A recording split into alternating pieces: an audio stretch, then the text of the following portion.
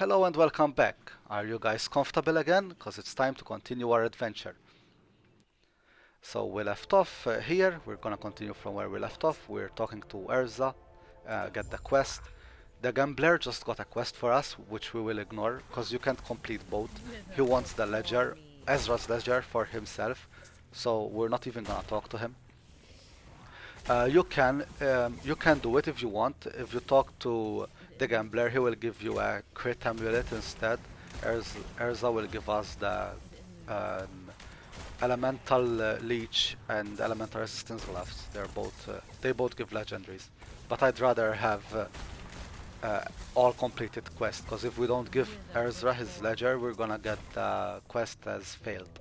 So, and I don't want that. Alright, we got our second ability. We're going for the Hungering Souls. Hungering Souls is gonna be our main damage skill. We're gonna be using it until we get the Necromancer. It's really powerful because you can start getting base damage at start and it's AoE. It hits 5 targets at a time and the missiles are kind of homing as well, so you just stand there and spam it. The first levels are pretty fast to get and you get a lot of spell damage, base spell damage, so you're gonna get the spell really strong and it will start dealing a lot of damage.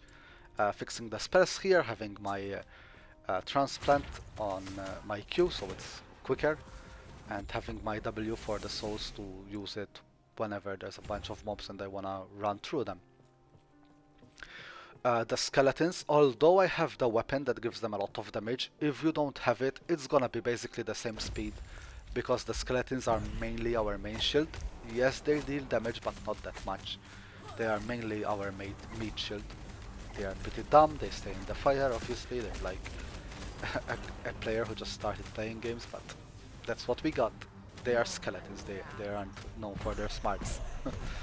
Anyway, we summon them when they die. It's gonna be a bit painful at start. They don't have a lot of health, but on trash they'll be fine. And we spam our Hungering Souls. Uh, Going back to town, delivering the quests here. You need to remember not to. Although we didn't get the quest, the gambler knows we have the ledger. He has a question mark, but again, we don't talk to him. And now that we gave it back to Ezra, the gambler quest is gone. We got the legendary gloves with elemental resistance. It's really good. Talking to this guy here, he's gonna give us a quest and we'll continue north, do the north area. There's that door there. I'm kind of ashamed to say that I've learned about that door when doing like my 10th game playthrough. I think it used to be covered by boxes though. I think now they removed them because it looked from the start that the door was open, but at first you couldn't really see it, it was hidden. Anyway, we keep advancing. Sorry about that. We're killing some trash here. And always continue going wherever the question mark is taking us. Sometimes you'll see gold or silver question marks. That just means the gold ones are the main quest, the story quest, the storyline, and the silver ones are optional. But you always want to do all the quests because they give good bonuses. Sometimes they give us the idle, more room for idols, and it's stuff you want to keep doing and collect everything. The gameplay and the story, the game through the story, is really fun. It has a lot of bosses, it has even the random minions you find, the trash mobs, you get some that are weak and one-shottable, some that are strong and you have to spend a little bit more time to them. It's a bit of variety, which I really like about the game. This boss is fairly easy, you just avoid the purple and make sure to get out of the way and just keep shooting him. Try not to stand too close to him unless you have to, because when he spawns the purple balls, if you're too close you'll get hit by more than one. Level the game, get more attack speed for the minions and for us, get more base spell damage. Our Hungering Souls will start hitting like a truck soon. It's a really strong ability. It's AoE, it deals a lot of damage, it's really great. Keep killing the dinosaurs here, we're in the past now. We just need to travel to go around the area where the big purple worm broke. It's a fairly short part. But again, the small dinosaurs are too shootable, the bigger ones take a beating, but that's fine. We can go on the left here, there's a little area with a bit of a stronger boss, I usually do it. Sometimes he drops some good stuff, sometimes he doesn't, but at start leveling gear, you just pick what you can and just keep going. Don't obsess too much on your gear when you're leveling. If you're a melee character, find a nice sword with added melee damage. It can be fire damage, physical damage, cold damage, you don't really care, as long as it's added base damage. Added base damage is the best type of, it's the best thing to level with. So melee damage for if you're playing like Primalist or a Sentinel, something in melee. And if you're playing a caster, try to find, like my Necromancer here, trying to find a spell with base damage at start, like the Hungering Souls. And if it happens to be AoE and hits a bunch of targets at once, it's just better. Spamming some souls here, clearing trash really quickly, leveling up again, getting the last point and getting our golem. We have another tank here to help us to be our meat shield. And the Necromancer, you basically want the minions as meat shields, at least low level. Change a little bit the gear around. Again, don't worry too much about it. You can pretty much do everything with really not that great gear. Mainly just the damage mainly. Admittedly, it's a bit harder if you're doing a mage. You kinda want to get some health on him because he's his own tank. But the Necromancer has her minions. Anyway, we keep clearing, keep going north. There's a circle there, that means there's something important. And there's the little boss here. The guy is gonna turn. We make kind of quick work on it. The souls are circling it rather than attacking it. Alright, he's dead. Completed the quest and keep moving. Souls leveled again. Base damage, it's a really excellent ability. Okay, we're doing the... I skipped a little bit ahead here. We're at the Gauntlet part. Here we have to kill a bunch of mobs that are coming through.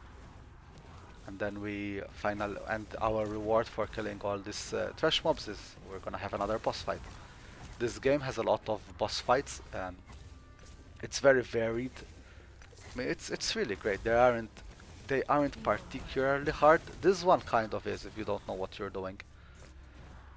As far as boss fights go, it eases you in, and then it starts getting harder and harder. This game. I mean, it's really great. I don't know if you guys don't have it yet. I highly suggest it.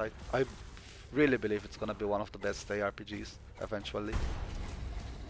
We got the boss here. It's the Forge. You need to be extremely careful if you're a melee character. That fire deals a ton of damage. Even now he's tried to spray fire at us, but the golem ate all of it. As you see, the golem health is pretty much gone, and the golem has a lot of health. So you need to be very careful if you're a melee character. You see that lava there? Before it was all eaten up by the golem. You fight him. If you're a melee character, you fight him now, and when he starts throwing that fire under him, that lava, you need to quickly get out of there, because it deals a lot of damage. But the Necromancer made quick work of it. We summon our minions back. The range survived, the melee are still up. And we keep going. Following the road, going up. Took a wrong turn, but we keep following the road. We see that question mark and we just go for it. Kill everything on the way and keep going.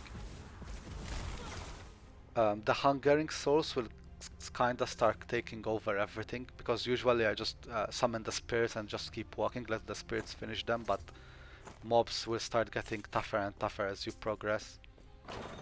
And by I don't mean harder, I just mean they will be more beefy, they will have more life, so you'll need to give them a couple of hits before they die. Anyway, we keep going, we level up again. At start you level pretty often, which is really nice, because you get, as you're leveling, you get new abilities, and it's really great. Keep getting the intellect, because the intellect gives our minions some damage.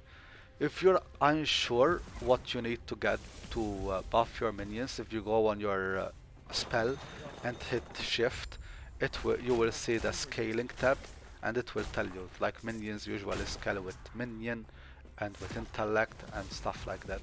For example, Hungering Souls, which is a necrotic spell, it will level up with necrotic. So increase necrotic damage and stuff like that. We don't really have to kill these, but do it anyway. And we go on to the next area. I ran a little bit up ahead. We're fighting another boss now. It's the Elder. He got corrupted by the Void. We're killing him. This boss, he's not really hard. It's just the same. You just avoid.